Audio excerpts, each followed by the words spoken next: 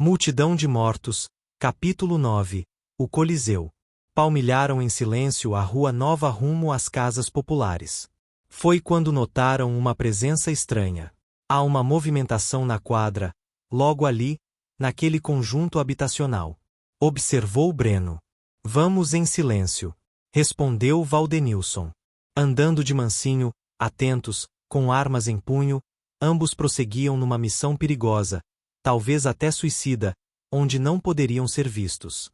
Os dois foram caminhando pelos cantos, escondendo-se nas paredes de um depósito, na mesma rua. Breno espiou pela lateral da parede. Havia uma pessoa no meio da quadra, amordaçada e com um saco na cabeça. Eu acho que é ele, vamos, disse. De súbito, foram surpreendidos por uma pancada na cabeça. Suas visões turvaram-se, e ambos caíram inconscientes. Estávamos bem, nos protegendo dos mortos, fazendo cercas para dificultar a passagem deles, até que alguém foi atrás da gente. Eu estava no banheiro quando raptaram o meu pai. Ouvi uns barulhos estranhos, mas pensei que fossem os zumbis. Quando saí, deparei-me com um bilhete. Este bilhete. Comentara Valdenilson, no meio de todos os integrantes do grupo, na igreja. Venha para a quadra, às 10 horas da manhã. Dizia o bilhete. Você está querendo ir lá? Questionou Elias. É o meu pai, não posso deixá-lo.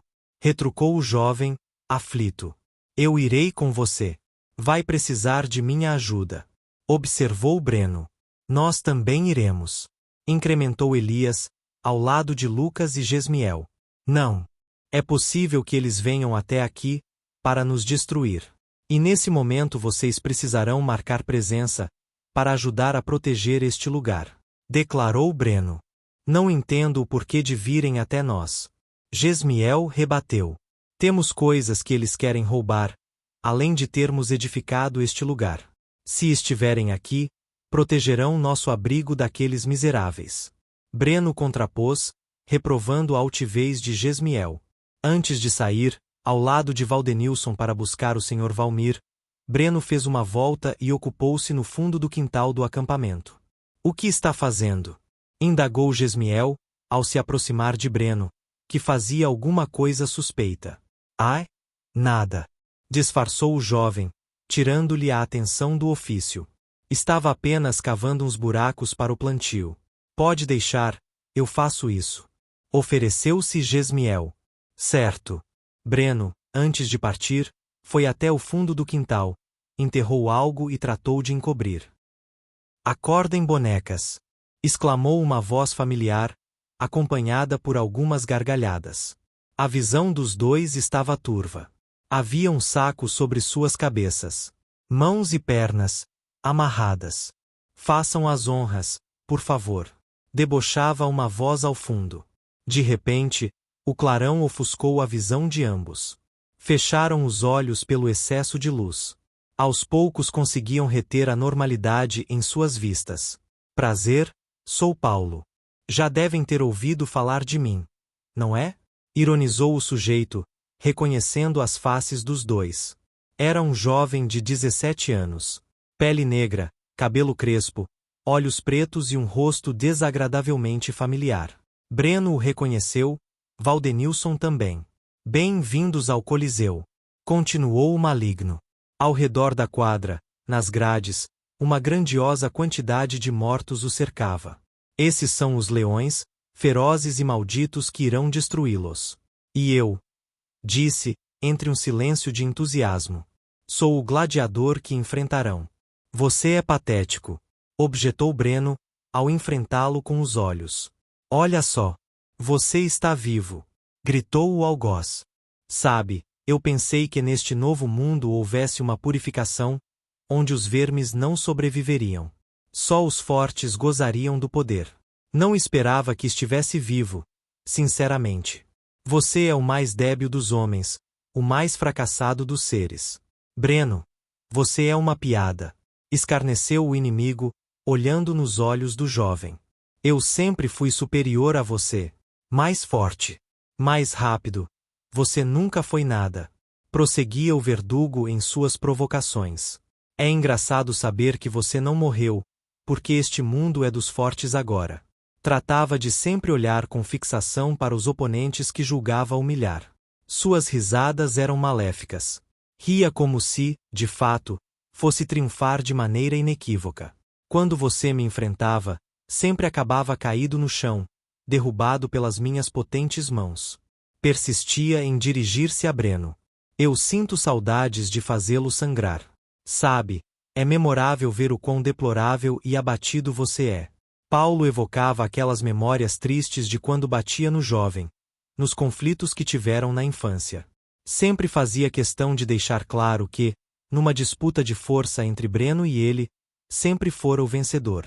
Já venci você, mesmo sem ter lutado. Respondeu Breno, irritando o violãozinho imperioso. O quê?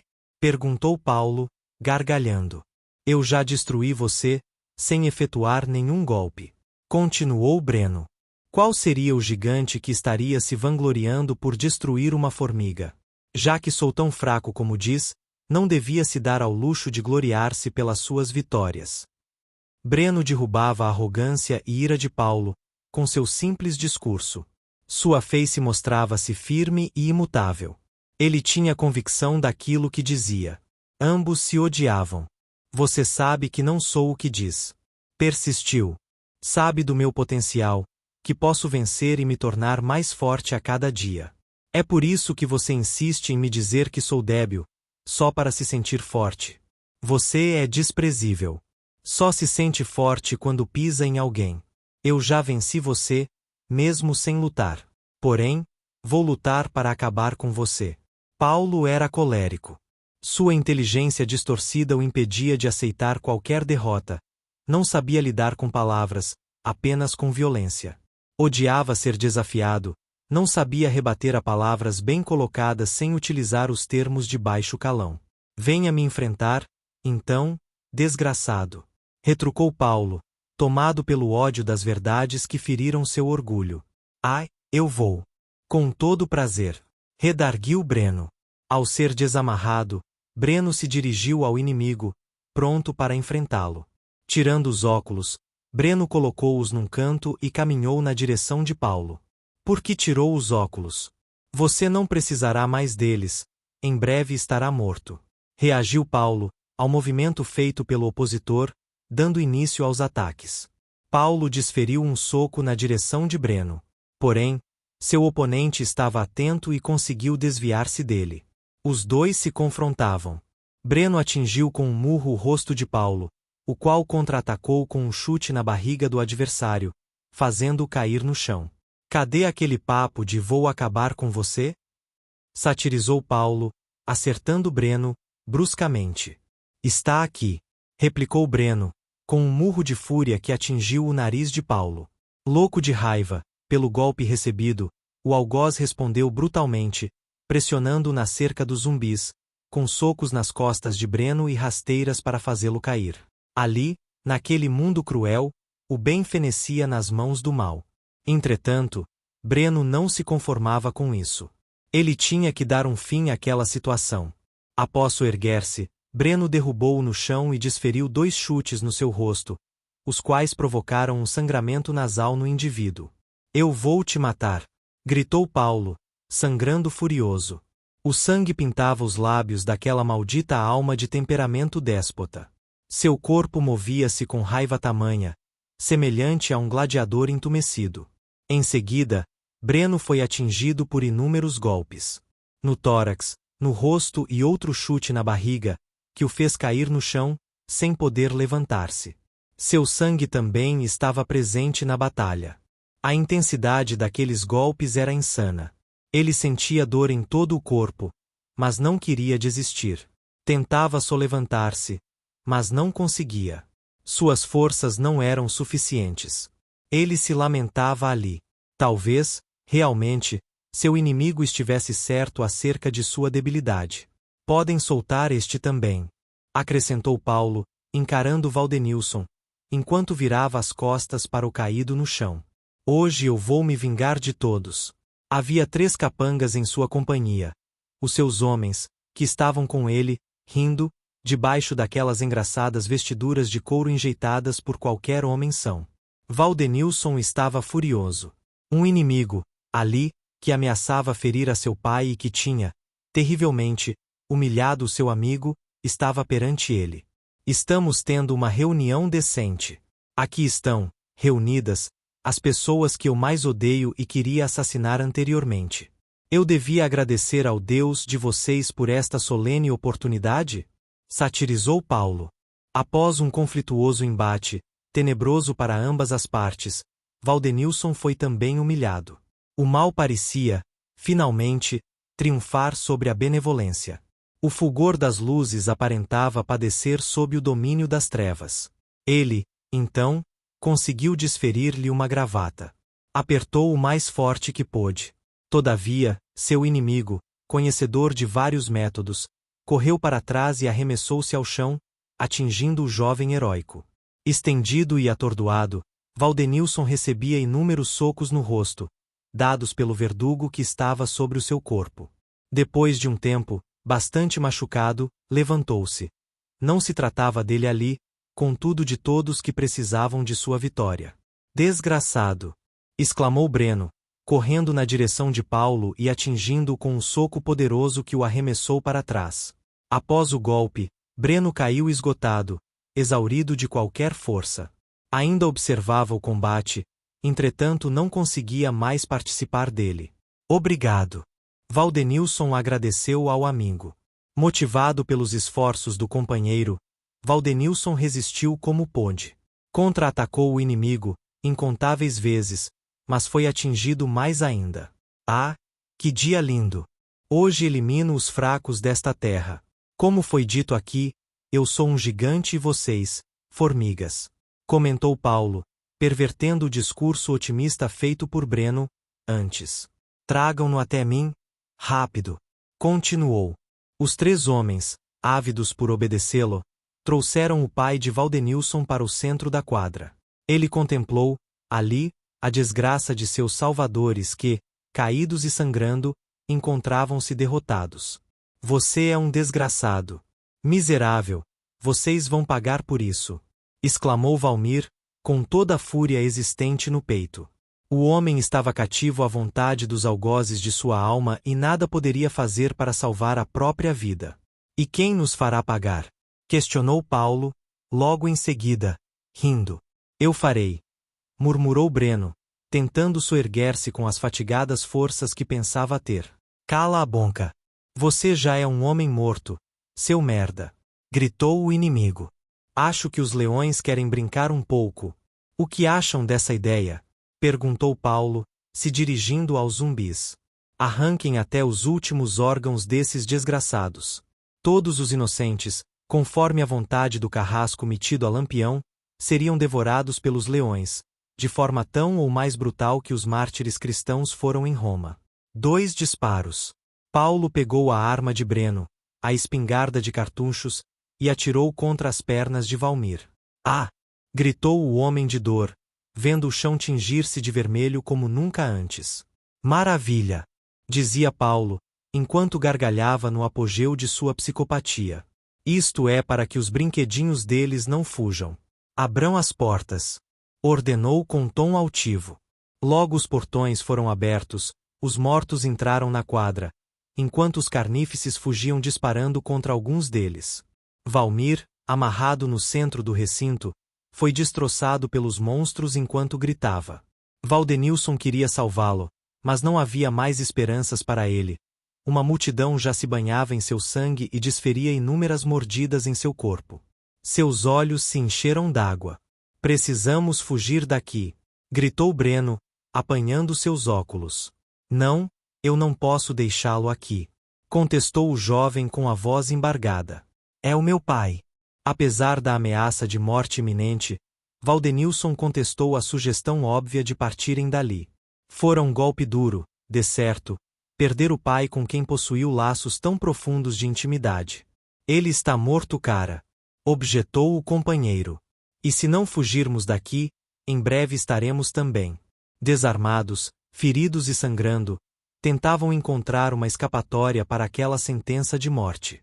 Eu ajudo você e você me ajuda. Incrementou Breno, ancorando-se no amigo para ajudá-lo a caminhar. Rodeados por zumbis, sem possibilidades de saída e nem forças para atacar, parecia o fim. Mas a vontade de vingança era maior que o desânimo de morte. Ambos foram empurrando os zumbis no chão e passando aos poucos, em falhas tentativas de peleja, fazendo de tudo para guardarem suas vidas. Eram dezenas de demônios para devorá-los. Encurralados num canto, perceberam que havia uma oportunidade de sair. Os zumbis haviam entrado quase que completamente e deixaram as portas livres. Derrubando os mortos no chão, tomando cuidado para não serem mordidos, enfim, conseguiram chegar à porta e ambos se depararam com um porteiro nada agradável. Um zumbi sedento que lhes correu ao encontro. Pulando contra o peitoral do zumbi, Breno se atirou para fora. Logo em seguida Valdenilson também saiu e fechou a tranca do portão. O gladiador não conseguiu pará-los. O Coliseu não os prendeu, nem os leões os devoraram. Precisamos achar um local, urgente, exclamou Breno, em tom aflitivo e preocupante. A maioria dos zumbis estava lá dentro da quadra, mas uma das portas ainda estava aberta. E os dois sabiam, o inferno ainda não havia terminado. Fragilizados daquela maneira, não poderiam chegar ao acampamento. Então se aproximaram de uma antiga escolinha para crianças. Apoiaram-se nas grades. Por mais que o corpo estivesse totalmente doendo, era preciso fazer o esforço. Conseguiram pular, sem a interferência de muitos mortos. Após penetrarem, foi que a multidão se acumulou nas grades, doida para destruí-los e ávida para quebrar as grades e destroçá-los. Eles estão muito agitados, se continuarem assim, morreremos, declarou Valdenilson. Não, se formos espertos, declarou Breno, montando uma estratégia. Rodeando a escola por trás, Breno tinha que quebrar uma daquelas janelas. Pegando uma pedra, arremeteu com força contra a janela e abriu uma possibilidade de entrada. Nós estamos sangrando muito, observou Valdenilson, com as mãos cobertas de vermelho. É verdade. Breno usou a blusa para cobrir seus ferimentos. Valdenilson percebeu que estava com o rosto, a boca e os braços feridos. Tratou de procurar algo lá dentro para melhorar suas feridas e conseguiu algumas faixas para pôr sobre seus cortes. Vamos nos esconder aqui, disse Breno. Entrando numa sala, ambos colocaram cadeiras na porta, para impedir a passagem hipotética de qualquer coisa. O barulho vindo de fora era infernal. Grunhidos demoníacos de carniceiros famintos ecoavam pelo local. A fome, a sede e a fraqueza de espírito eram outros fatores que os condenavam. Ficaremos bem, murmurou Breno, olhando o companheiro assentado sobre algumas mesas. Espero, concluiu Valdenilson, com pesar.